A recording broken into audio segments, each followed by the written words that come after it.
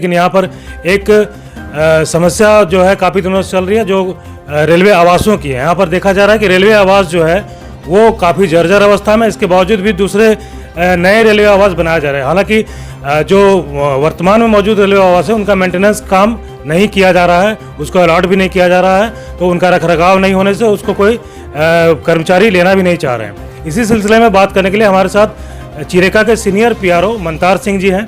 उनसे हम जानते हैं कि क्या स्थिति है और यह ऐसी स्थिति क्यों बन रही है। जी सर, आपका स्वागत है हमारे भारत TV.news पर।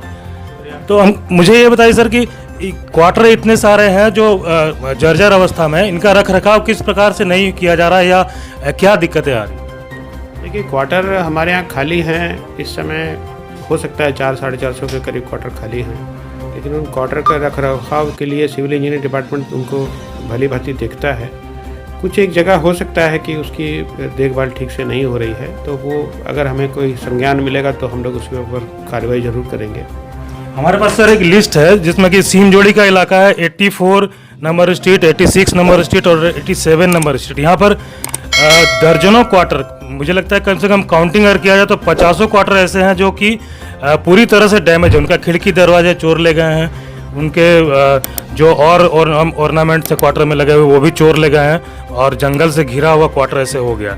तो आपके पास RPF के करीब 400-450 विंग्स हैं, तो इनका फिर क्या फंक्शन रहता है ऐसे का, मतलब ये जो कांड हो रहे हैं? देखिए, अब RPF की तो अपनी रिस्पॉन्सिबिलिटी है, वो जिम्मेदारी है, उनका तो जो काम है वो करेंगे।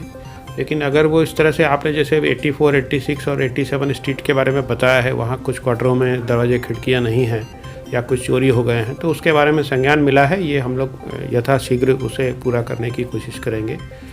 और क्वार्टर अलॉटमेंट के लिए ये है कि देखिए, ये एक हम लोग एक पॉलिसी है हमारे यहाँ, जितनी अलॉटमेंट के लिए एप्लीकेशन आती है हम लोग उनको अलॉटमेंट करते हैं। आजकल नया एक स्पॉट अलॉटमेंट की भी पॉलिसी शुरू की है, तो जिससे काफ़ी अच्छा हमें रिस्पॉन्स मिला था।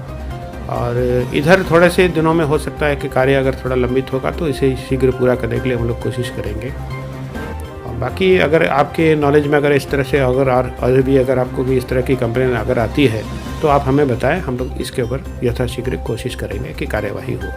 एक चर्चा सर और भी सुनी जा रही है कि जो वैकेट क्वार्टर है या जो जर्जर डैमेज क्वार्टर है उनको प्राइवेट रेंट पर अलॉट किया जाएगा, मतलब जो सरकारी कर्मचारी नहीं या रेलवे वर्कर नहीं उनको भी। तो क्या ये सही है बात?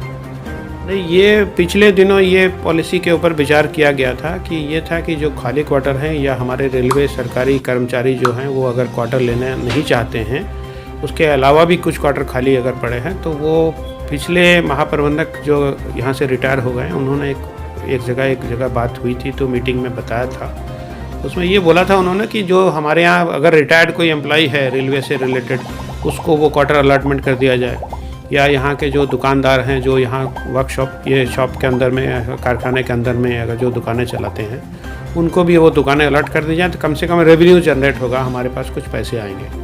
तो वो एक पॉलिसी है जिसके ऊपर शायद कार्य चल रहा है। मुझे उम्मीद है कि बहुत जल्दी इसके ऊपर एक कुछ ना कुछ प्रावधान किया जाएगा। इसी सिलसिले में सर एक और प्रश्न है, जो कि अशोक एवेन्यू आपका करीब पिछले लॉकडाउन के पहले से ही वो बंद है। क्या कारण है सर उसका? कोई जानकारी लोगों के पास नहीं है, इस बारे में क्या कहें? देखिए, ये इशू पे मैं बात करना नहीं चाहूँगा, लेकिन अगर वो किसी ने बंद किया है तो क्यों किया है, इसके बारे में मेरे पास भी कोई ऐसी जानकारी नहीं है। लेकिन सर वहाँ पर RPF का पहरा लगा हुआ है, तो ऑफिशियली तो कुछ होगा। हाँ, नहीं, अगर RPF का बोर्ड अगर लगा है तो बात तो सही है, इसका मतलब RPF को नॉलेज होगी, जो मेरे पास नहीं है।